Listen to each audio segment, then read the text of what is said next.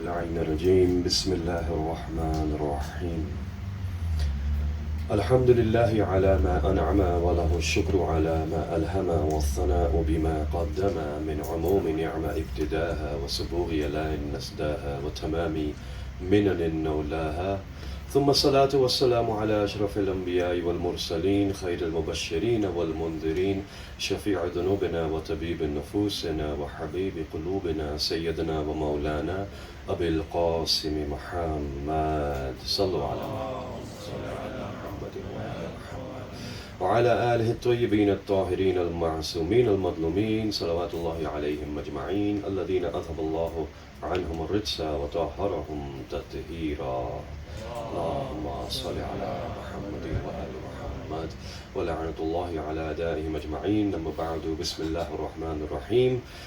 Dearest brothers and sisters, friends, mu'mineen, mu'minat, it is my great honor once again to be here before you. Yesterday's topic got quite heavy. I was afraid I would have scared everybody off and the chairs would be empty and I'd be talking to myself today, but it seems like I am still going to be tolerated, so I am greatly appreciative of that. Yesterday we were talking about discover yourself, and my main point was to simply clarify that, or reiterate, because we already know that we are a combination of physical and metaphysical. That means within us we do have muscles and bones and organs, and these are what make us physical, but within us there is a nafs. And when we say metaphysical, we mean above the five senses. So the nafs is not something that will be seen with an x-ray or a CT or an MRI. And neither will the ruh be seen like that, nor will the qalb be seen like that, nor will aql be seen like that. So aql, qalb, ruh, nafs, these are all metaphysical parts of your greater universe that is inside of you. And it's important when we're discovering ourselves to realize that we are made of physical and metaphysical, and the physical is inferior to the metaphysical. The metaphysical causes the physical, because Allah subhanahu wa ta'ala is metaphysical, and therefore everything that occurs because of Him. Today we are talking about modesty, and we are talking about salat, for prayer as well, so we'll spend a little bit of time on both of these topics. I want to start maybe in a strange area, because when we talk about modesty, I'd like to recite a narration. There is an event that we see narrated in Al-Kafi, and in volume 1 in Bab al-Aql.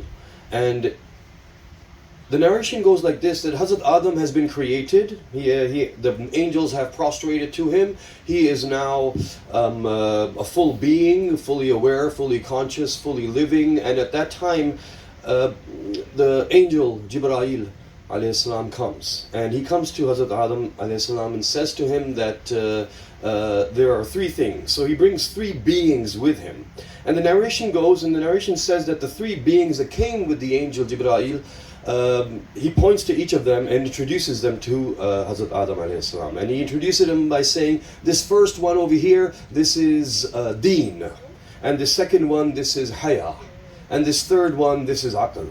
So an embodiment of three very important things. One is deen itself, one is aql, which we translate as intellect, which kind of works, but I want to explain aql a little bit. And it may seem strange that I'm going to talking about aql when the topic is actually modesty, but I think you'll see the connection.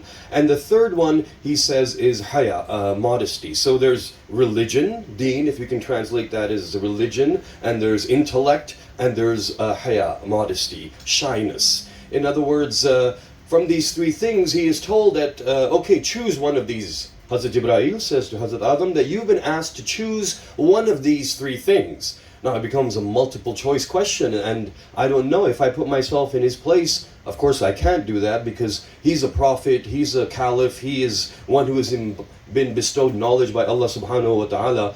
But just for just for an example's sake, if you were to look at these three and then say, which one would I choose? Or which one do I think Hazrat Adam should choose? Which one should he be choosing from these three? Well, first of all, it's strange that he's being told to only choose one of these. You will choose deen, or you will choose haya, or you will choose aql, and you have to choose one of them. Which one do you choose? Hazrat Adam looks at all three of them. I would assume you're a prophet of Allah, you're going to choose deen, because that's what you're going to be teaching, that's what you're going to be spreading, that's what you're there for, it's for the deen. But he doesn't. Instead, what he picks is, according to the narration, Hazrat Adam points to the intellect and says, I will take Aql. So therefore, now what happens is Hazrat Jibreel tells Aql to go and accompany Adam. And then Aql and Adam now are starting to walk away, but then we notice that Haya and Deen, they also come towards Aql and they start walking with them as well. And Hazrat Jibreel says, what are you doing? He was only supposed to choose one. And then the Deen and the Haya say to Jibreel that Allah subhanahu wa ta'ala commanded us that wherever there is Aql, that is where we should be going. So Aql became the central point, and that means that Deen followed Aql and Haya also followed it. So religion and modesty are following intellect. That shows you a causal relationship. The narration is showing you that modesty will correspond to intellect and religion will also correspond to intellect. So now Aql becomes the most important factor and the causative factor, the causal relation, the source. It is not that religion will increase our intellect, but intellect will increase our religion. It is not that modesty will make us more intellectual or religious. It is that intellect automatically causes modesty and automatically causes religion. Now the core focus becomes Aql. And Aql is the one thing that is said to be one of the first creations of Allah subhanahu wa ta'ala as well. So it becomes so important for us to understand what is Aql? How do we define it? In this day and age, I remember if we look at the 80s and 90s, there was something called IQ. And IQ was your intelligence quotient, and the idea was that intellect was measured by these IQ tests. And the decision by the 80 psychologists was that IQ will be the new standard. And we will measure IQ, we will determine jobs because of IQ, college, university admissions will be because of IQ, your success will be because of IQ, and they started to promote it. But what happened was they started to do statistical analysis and realized that IQ was not corresponding to success. And therefore people with high IQs were not necessarily going on to higher education. People with high IQs were not necessarily getting the best grades. People with high IQs were not getting the best jobs or were not being the most successful in whatever their business or their academic endeavor was. So then they said, okay, maybe intellect is not everything we made it out to be. Now, the question is, how do we define intellect?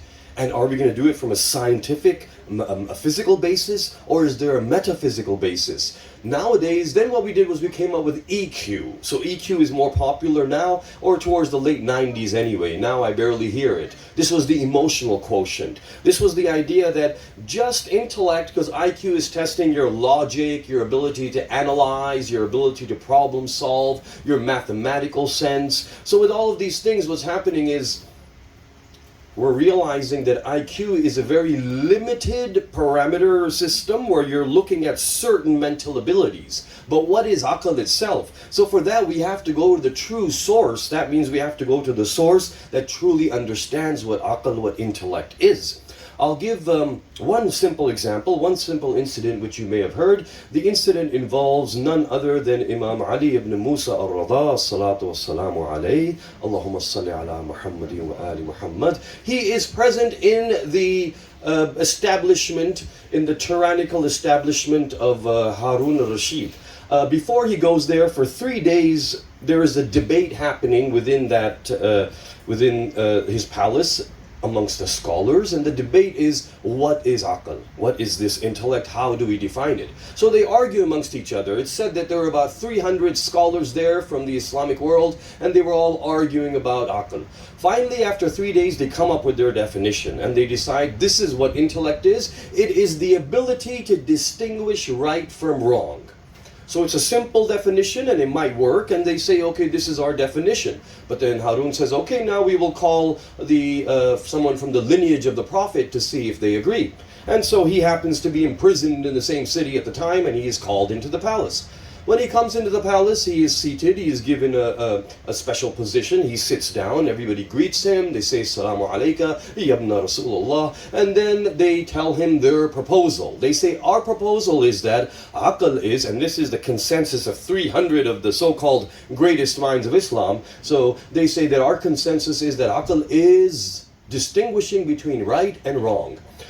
The Imam smiles, and alayhi salam smiles and says that, so just to know what is good for you and what is bad for you? They say, yeah. The Imam says, but humans are supposed to have intellect only, not animals. They say, that's true. He says, even a dog knows what is good for him and what is bad for him. The Imam says that even a dog knows where I should be eating, where I should not be eating, where I should be sitting, where I should not be sitting, where I'm going to get food, where I'm going to get beaten. So knowing what is right and wrong for the dog is present within that canine. Are you calling that intellect? Are you calling that aql? And now they don't know what to say. They're embarrassed. They feel dumb. They're thinking that we spent 3 days coming up with this definition and he negates it in one sentence. So then they have no choice but to say, okay, you tell us then. Then you tell us what aql is.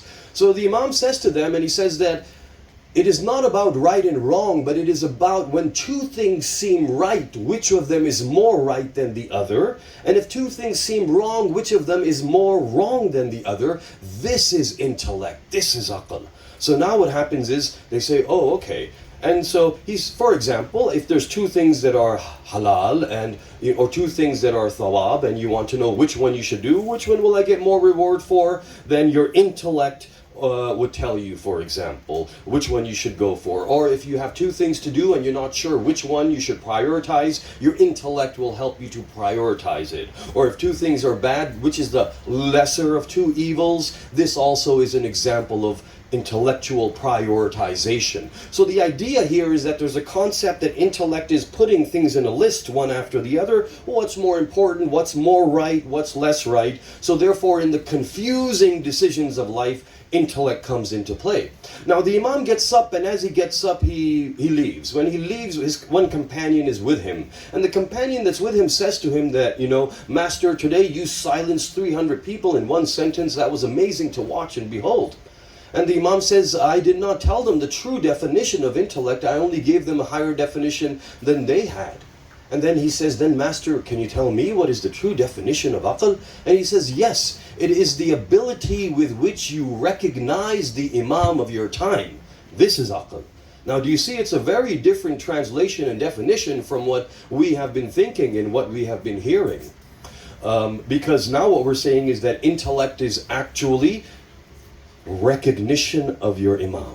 And it is said that man mata wa lam ya'arif imam zamanihi, what happens? He dies the death of jahiliyyah. He dies the death of ignorance. So that tells you that within you is a metaphysical ability and capability. This really changed my definition, because I used to think somebody who was better at math was more intellectual. Somebody who had more PhDs was more intellectual. We're not saying that academic pursuits are not good. Your intellect helps you with academic pursuits. But what we're saying is that the true power of intellect is recognizing the Imam of your time. And it says, Lam ya'arif imam zamanihi. Ya'arif. That means it's not just knowing his name, but it is ma'rifah.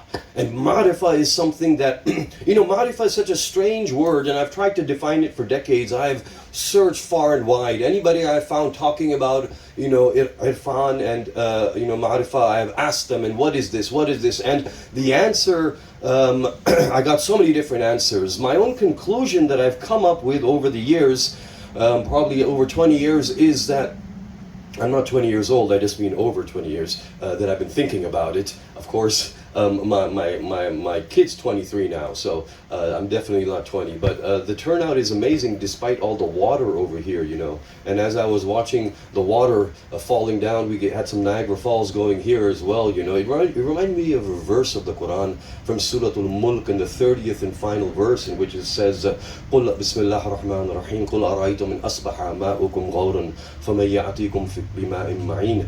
And we translate that roughly as, say that when the water disappears from before you, when it's gone from you, then who is going to bestow upon you flowing water? And so one man comes up to our holy Imam and says, in one of our tafsir is mentioned that he says, Master, I don't understand this verse. What kind of drought is this talking about? When is this going to happen that there won't be any water? And Allah subhanahu wa ta'ala is saying, I will take away all the water and there will only be for you then nothing but drought. Our Imam smiles and says this is not talking about water literally, this is talking about the metaphysical reality of water. So he says, what is the metaphysical reality of water? He says, Al-Ma in the Quran is actually our vilayah.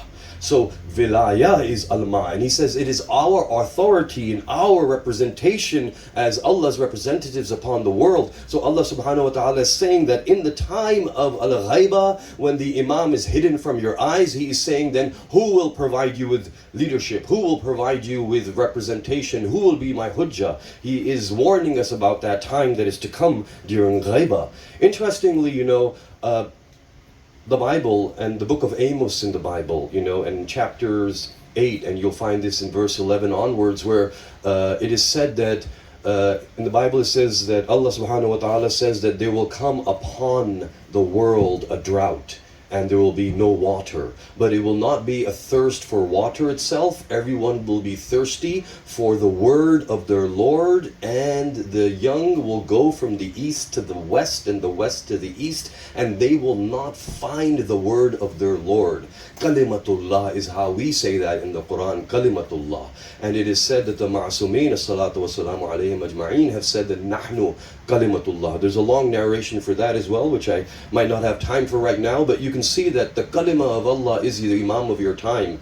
And the Bible is saying that we will look for him. The Quran is saying we will look for him. And that is the day we are waiting for. There's a beautiful relationship between water and vilaya, Water purifies your physical reality, and vilaya purifies your metaphysical reality. Water gives you sustenance and nourishment to your physical body, and vilaya gives thus sustenance and nourishment to your nafs and your ruh and your metaphysical being. So this relationship between the two.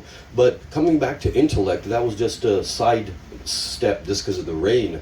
And whenever I see the rain, it always reminds me of our holy imam and his vilaya. And when you look at intellect, then if we're saying intellect is the ability to recognize your imam, it is not purely a mathematical calculation, but rather it is something that is a metaphysical gift. There's another narration regarding intellect that I'd like to just briefly say so I can connect it to modesty and then move on as the minutes are racing by. And what happens is there is a man who comes to Imam as-Sadiq as-salatu was-salamu alayhi, sallu ala Muhammadin wa ali Muhammad, Allahumma salli ala Muhammadin wa ali Muhammad. It is said that the man comes and says, I'm from so-and-so town from far away and I'm a teacher. And then the man says to the imam, he says that I want to ask you something about my students. And the imam says, yes, go ahead. He says that, well, I have 3 kinds of students. And one kind of student is such that whatever I teach them, they understand everything I say, and they are able to extrapolate more from that information. So they absorb everything I say, and they take everything I say and they add and they build upon it. They apply it practically to other dimensions. It's like I give them one door and they open up dozens of other doors. And then the other one, and then they say the other group is the one where I teach them things, they remember exactly what I said, but that's all they remember. So this is the blind memorizer, basically. Exactly what I've said, they'll remember it, they can repeat it, but they don't go beyond that. The third category, he says, is the one who I say something, they don't get it, I say it again, they don't get it, I say it multiple times, they understand some of it. And then they ask the imam, he asks the imam, he says, why is there such a difference? And the imam says that the aql becomes kamil, it becomes perfect, it becomes complete for different people at different stages. And then he says, what do you mean? He says, some people, when they come into their mother's womb, their aql is already perfect. It's already created, it's already there, it's already intact. And he says some of them, they will gain their aql after they are born, then their intellect will start to form. And the third category, he says, so the first one, the ones that are understanding from the very beginning, their aql has already been formed. And the ones that are understanding not much or just memorizing, their aql is formed after birth. And the third category is the one when they are baligh, when they reach puberty, that is when their intellect actually forms. So what you have is, you have intellect forming at different stages and different levels. And so this is a metaphysical ability. Now, this tells us that, modesty itself and deen and religion are going to be linked to intellect. Now, modesty is something that has to do with covering ourselves up, basically. There's an inherent shyness that comes with a human being. I mean, there are exceptions, There might be a small select group of people that do not want to cover themselves at all, like, those colonies, whatever they are that I've heard of. But in general, if you look at 99.999% of the world, they all cover themselves up to a certain extent. And that is what we call modesty. So why do we do that? Well, everybody, according to their culture and their upbringing, they have a certain level at which they want to cover themselves. Islam is telling us that it's linked less to culture and more to intellect and to aql itself.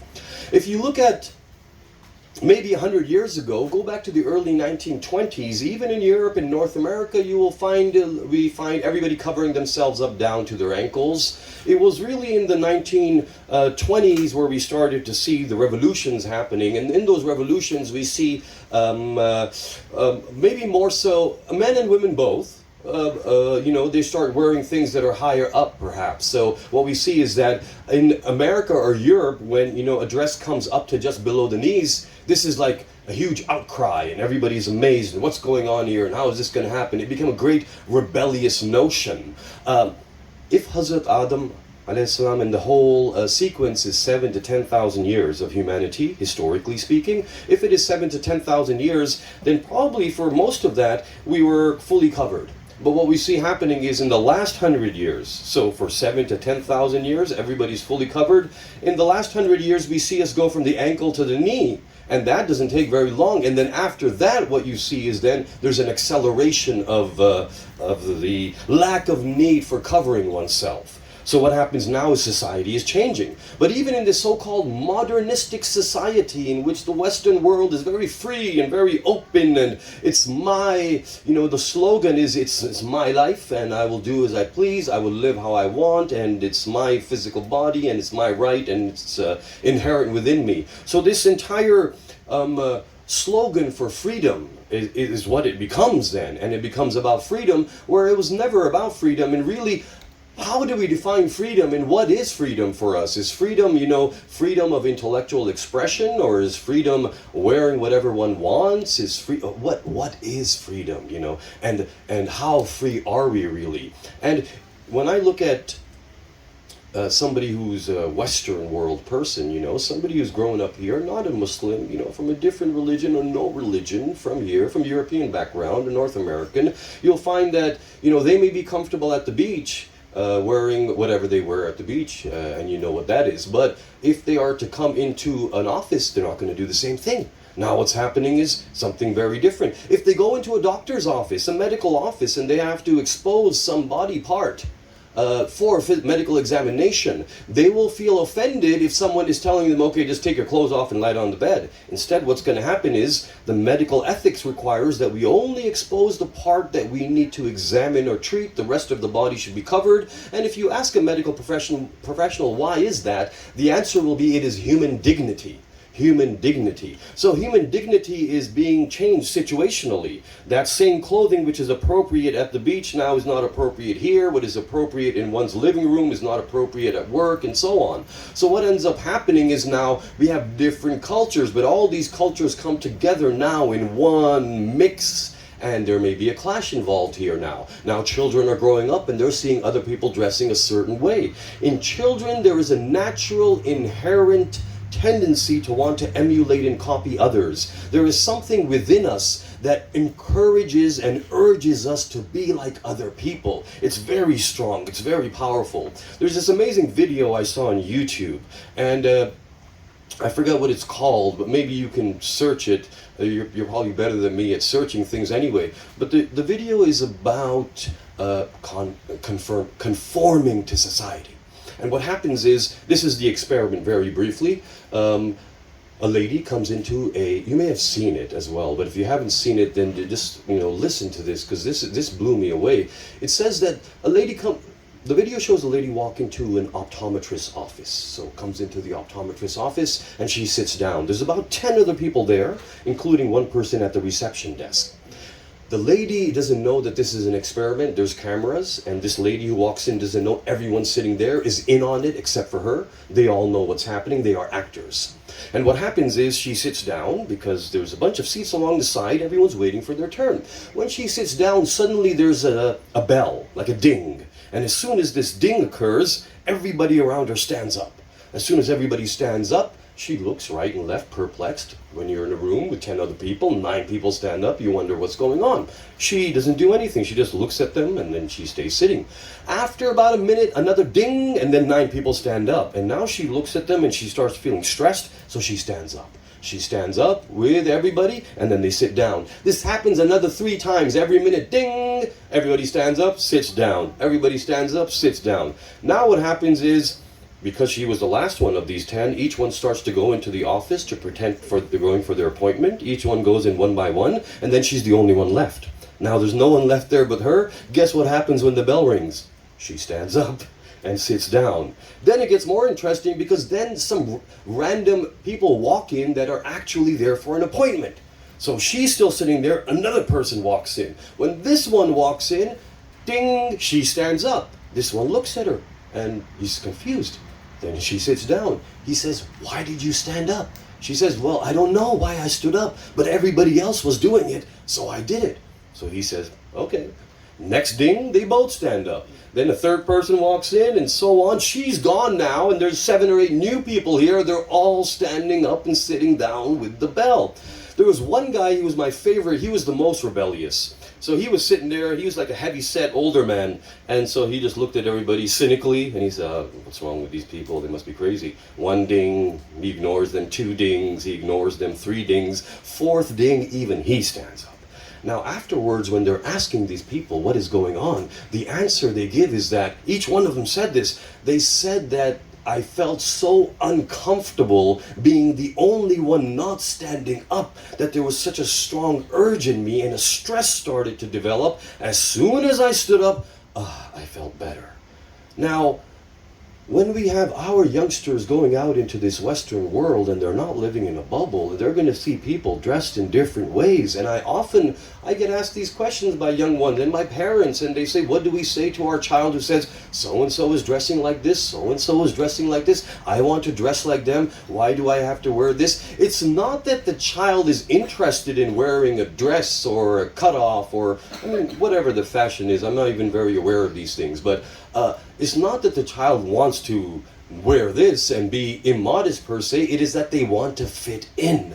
So wanting to fit in is important, and that's why perhaps our topic of Islamic identity becomes important, because that's where we can stress a little bit about how we can give identity to our children to understand they belong to something other than what they are seeing around them. So there's going to be different groups and social groups around us. Which one do we belong to? Which one do we connect with? Where do we feel more comfortable? And so what ends up happening is that modesty now becomes, we sometimes limit it, to maybe one gender or the other, but modesty is for both genders, if I may say both genders. Modesty is for both, and this means that men are responsible for keeping their eyes down. That means men are responsible for controlling their gaze, and they're also responsible for dressing themselves modesty, as is the expectation from everybody. So the idea of modesty is that it is linked to our intellect and our aql, and that becomes very important.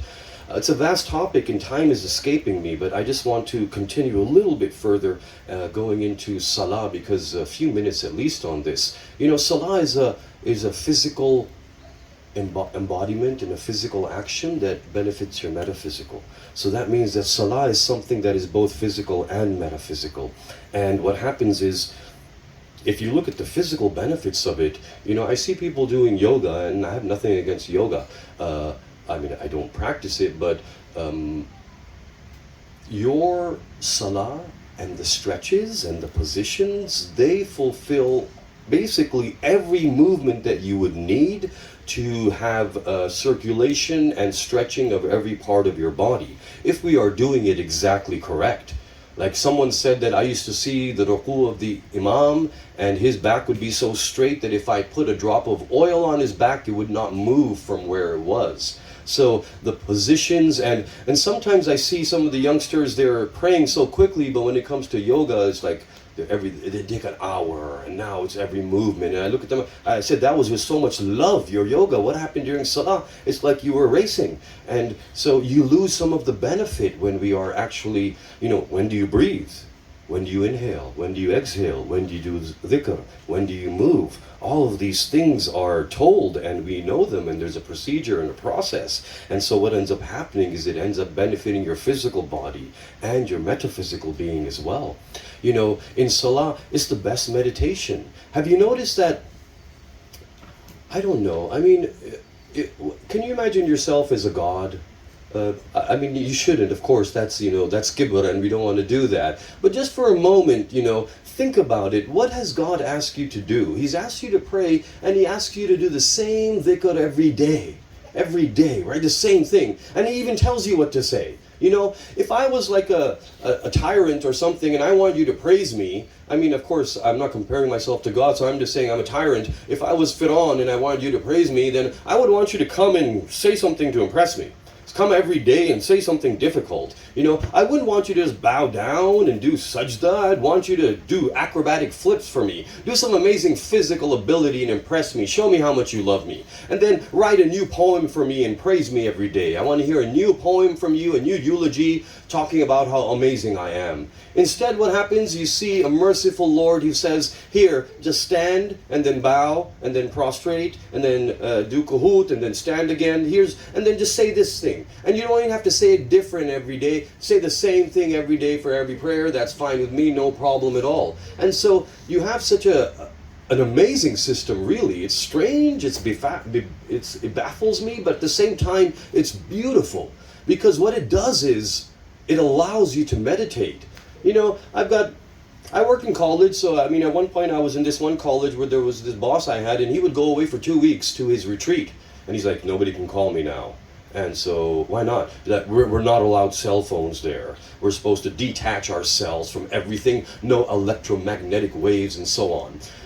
Have you read the experiment that someone did about the turba, the what we call sajdaga, the clay that you put your head on, that turba? And he said that when you put your forehead there, you connect with clay and earth. And he compared it to electrical wiring, which I know nothing about, but whenever you have electrical wiring in a house, there's one wire that goes into the ground. It's called grounding, the third one. And what happens is, so some people know, good, and what happens is that electricity dissipates. It spreads through there. And so the idea is that you are made of positive and negative chemicals, which you are. You have magnetism in you, which you do, and sometimes there's an imbalance as well in the negative and positive charges. And so the idea is you earth yourself, you ground yourself when you put your head down, and the amount of electromagnetic radiation you're developing in yourself from all these devices and everything around you is huge. You actually let go of all of it.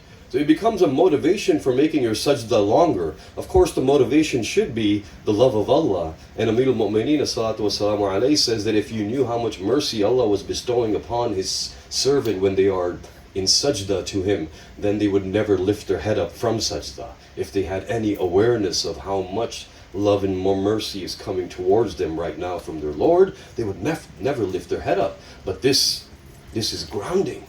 So you have physical benefit, you have the benefit of anti-radiation. Along with that, you know, the Holy Messenger says that it is similar to a river outside your house. And that river outside your house, what happens is you go and bathe in it 5 times a day for the 5 prayers. So he compares it to that. It's a weird comparison in the sense that it really makes you think. Because why a river? A river purifies you, a river refreshes you, a river cleanses you.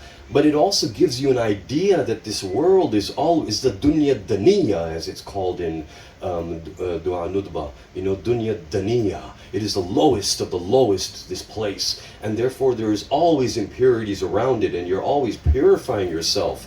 One of the most interesting things, and this is the last point I'll make as time is running out, but one of the most interesting things about Salah is the timing. You know, the timing is not the same time every day.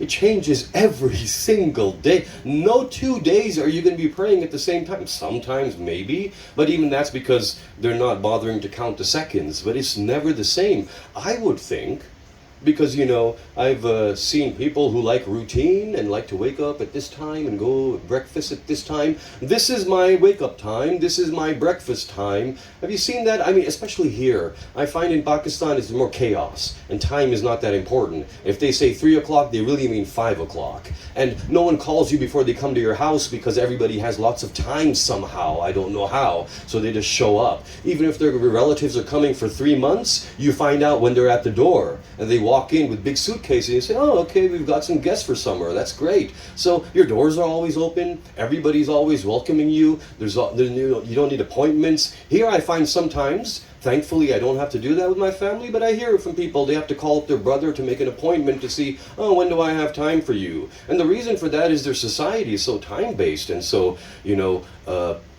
they have their time to walk the dog, and their time to sip their tea, and their time to watch their favorite show, and their time to go for their walk. And so in that routine-oriented, second-by-second micromanagement, how do you manage prayer, which is being done at a different time every day? Do you see how the chronicity of it, the chronological aspect of it is that Allah subhanahu wa ta'ala is not letting us make a routine. The routine is good if it benefits you, but when it impedes with your social interactions and it makes you selfish and self-centered, then it actually becomes your enemy. Now routine should be your tool. You should not be a tool to your routine. Organization should benefit you. You should not be a slave to it. So then what happens is we see people obeying time. And Allah says, no, obey me. And when salah becomes a universal aspect in your home, where the adhan occurs and everybody goes and prays at the same time, you start to form your day and routine around the pillars of salah, and not around, I have to be at work at 8, and I have to be there at 9, I have to be there at 10. Instead, it's after Fajr, between Fajr and Dhuhran, this is what I'm doing. Between Dhuhran and Maghriban, this is what I'm doing. Between Maghriban and Tahajjud, this is what I'm doing. When you start to form your schedule around these prayers instead, that is when you see the true blessings of Sahibul Asr was Zaman coming towards you, because your Imam is the master of time. And as always, it's very hard to do justice to topics, but as we're gathered here today, and I see so many little ones, especially here today, and one thinks about the two children. There's two children. The Safir of Imam Hussein, Muslim bin Aqil. He doesn't go alone. Instead, he takes two children with him, and these two children are named Muhammad and Ibrahim. And one is 8 years old and one is 7 years old. And it is said that when Kufa was with the Safir, was with Muslim bin Aqil, at that time the children were safe. But as Ibn Ziyad Mal'un comes and takes over Kufa, and then finds and captures the supporters of Muslim bin Aqil and starts to martyr them one by one, and then captures the Safir of Imam Hussein, and then also beheads him, puts his head upon the gates of Kufa, drags his body through the streets of Kufa, and then hangs that up too on the gate.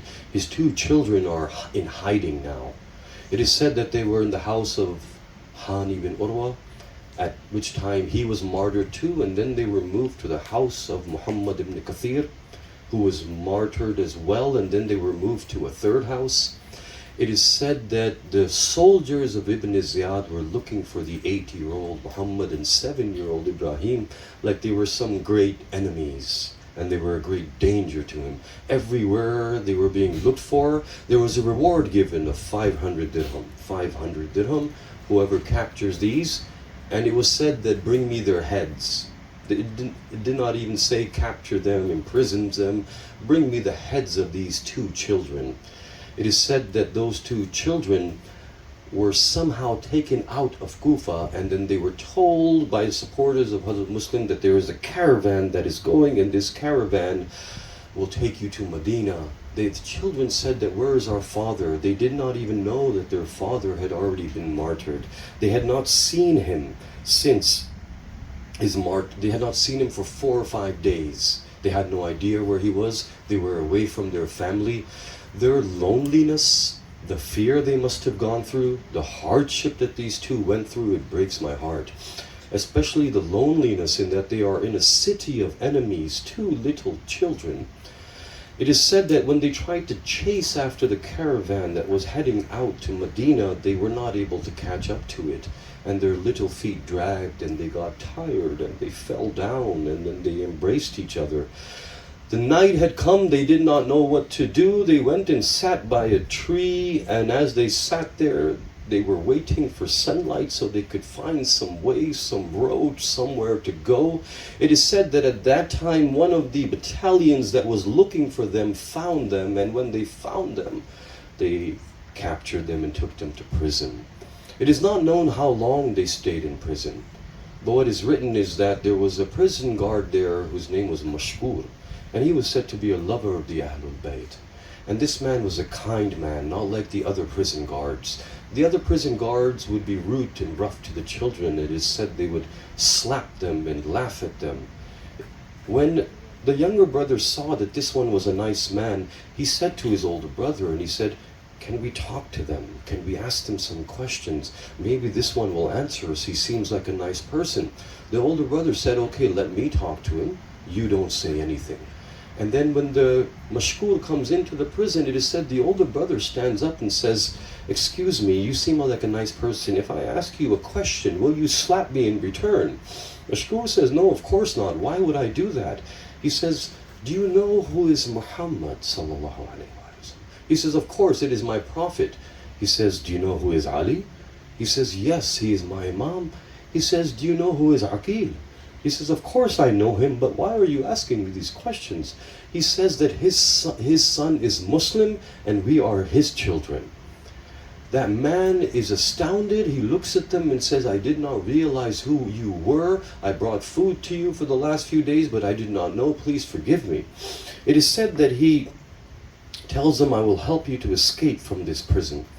But I know that they will capture me and then they will kill me, but I will help you to escape." He even says that in a dream last night I saw the Holy Messenger, and the Holy Messenger said to me, "The mashkur, tomorrow is the day of your martyrdom."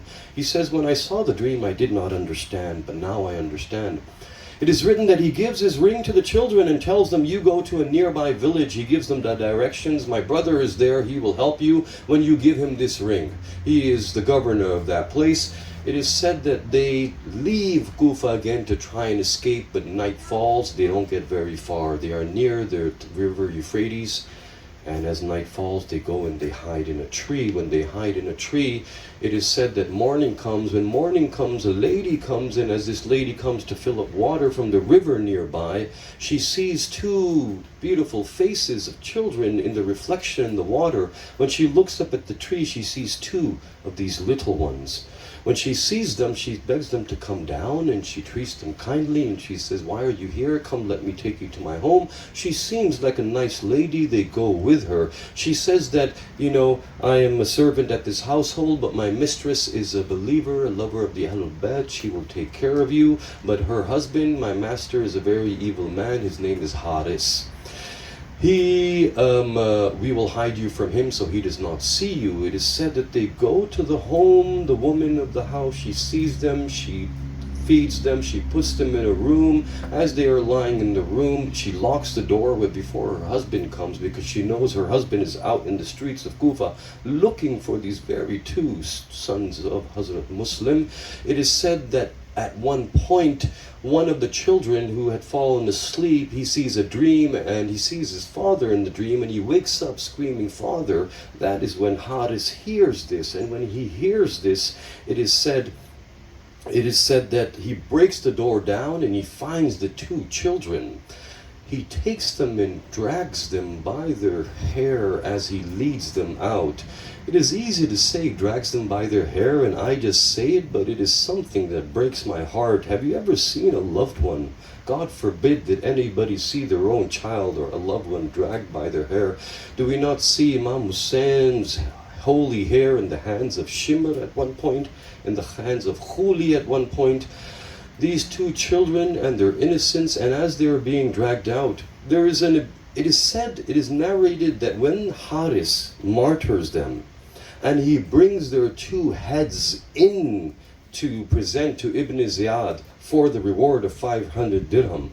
It is said that the condition of those two children was such that even those evil people were astounded, and like Yazid took himself and tried to separate himself from the martyrdom of Imam Hussein, Ibn Ziyad does the same, and he looks at the children's heads that are in Haris's hands and he says, how did you do this? It is said that from slaps there were bruises, tooth had been broken, blood was pouring, and in that state they were brought in. فَسَيَعْلَمُ الَّذِينَ ظَلَمُوا أَيَّ مُنْقَلَبٍ يَنْقَلِبُونَ أَلَا لَعْنَةُ اللَّهِ عَلَى الْقَوْمِ الظَّالِمِينَ.